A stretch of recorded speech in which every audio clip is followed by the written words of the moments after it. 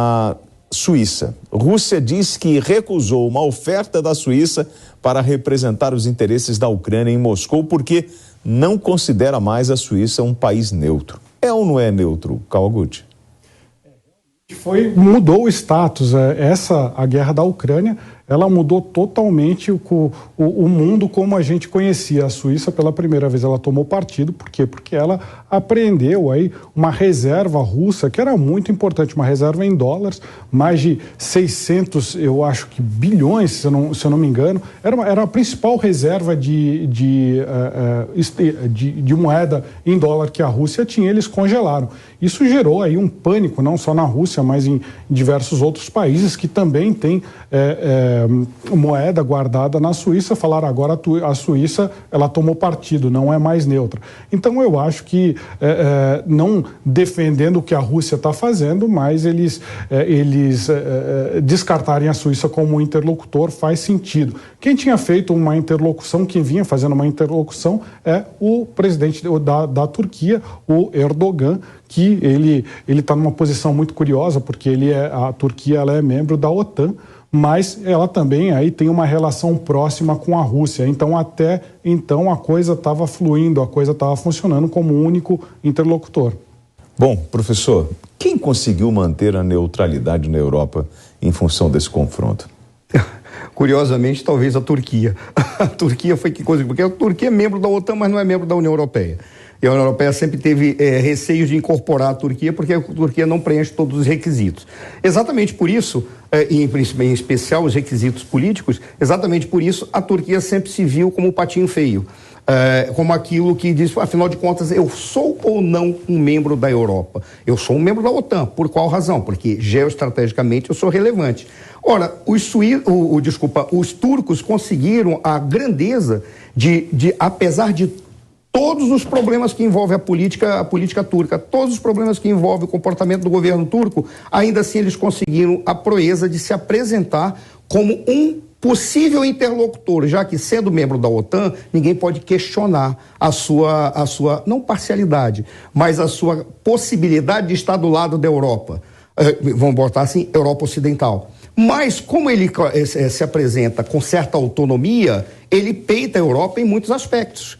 Ora, aí o que os turcos fazem? Eu acabo sendo, independentemente dos gostos pessoais de qualquer um, eu acabo sendo aquele que tem capacidade de montar a mesa para negociação, porque essa é a questão essencial. As pessoas confundem mediação como a tomar parte para fazer um julgamento sobre um problema. Não, o mediador ele não pode tomar parte em hipótese alguma. E nós temos exemplos históricos que envolvem inclusive o Brasil. O Brasil foi chamado em 2009 para ser um mediador de algo que ele acabou sendo parte, que foi no caso da crise de Honduras. E o Brasil perdeu a credibilidade como mediador internacional pelo fracasso da maneira como tratou a crise hondurenha.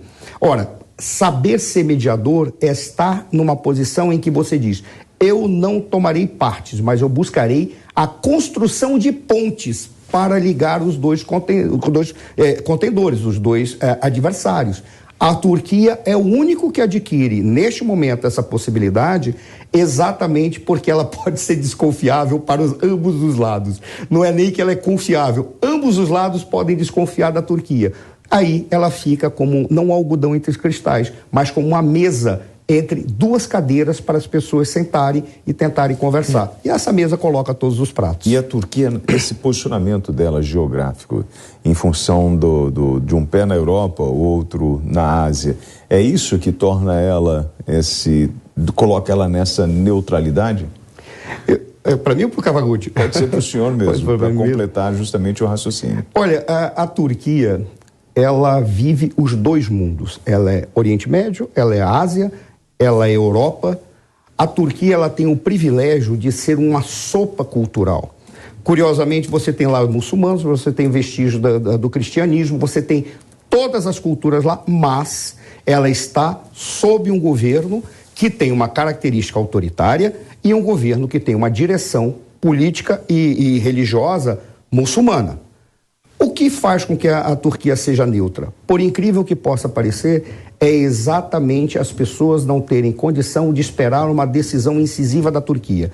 Porque os turcos são obrigados a tomar decisões a cada momento pensando a sua sobrevivência. E a Turquia tem problemas muito graves. Ela tem um problema com relação aos curdos, por exemplo. Elas podem perder o seu território. E a Turquia já está usando isso para fazer negociação com a Europa e com a OTAN. Exemplo, já botou o dedo na Suécia e falou: ou vocês cumprem o acordo com relação a extraditarem os prisioneiros que nós consideramos terroristas porque são do PKK, ou então nós bloquearemos a entrada de vocês na OTAN, que é algo demorado, mas ela usa isso como moeda de troca. Mais uma vez, não é uma neutralidade.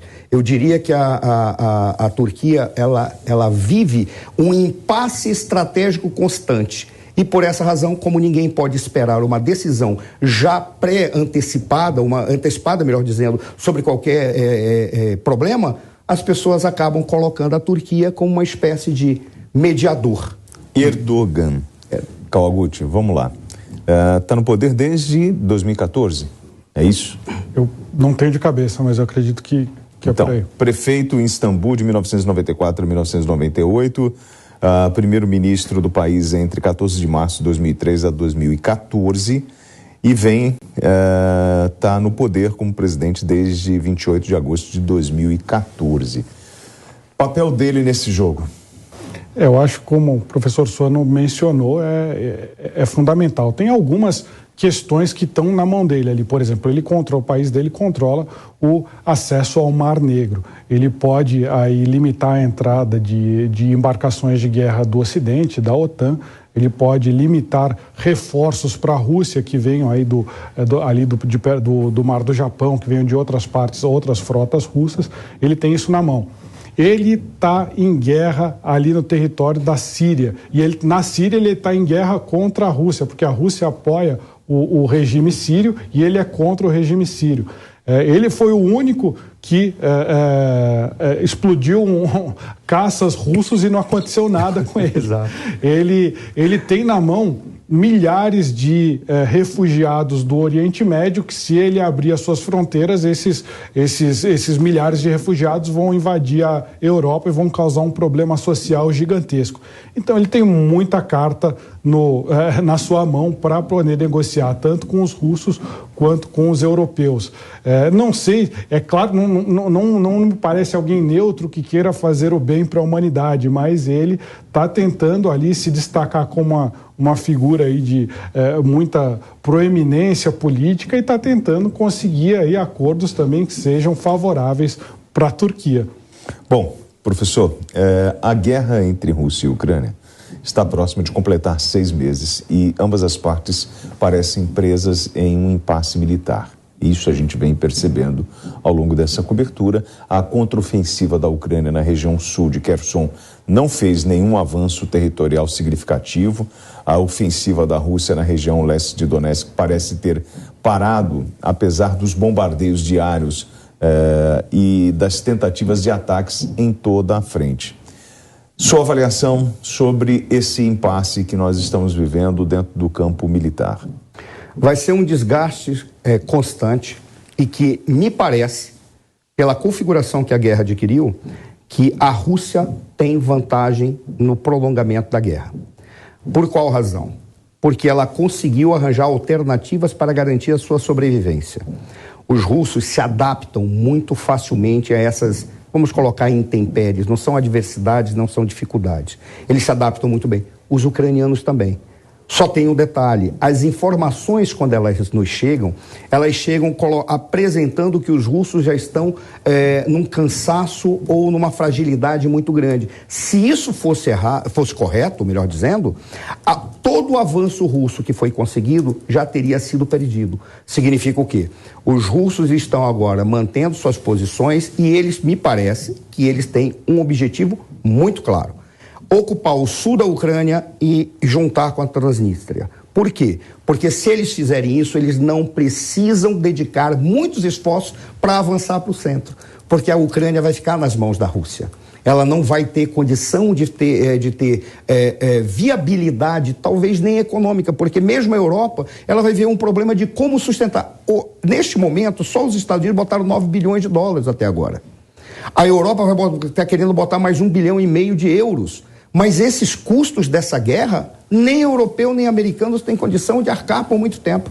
Ou seja, o prolongamento prejudica a Ucrânia e prejudica o Ocidente. Me parece que a Rússia sai na vantagem.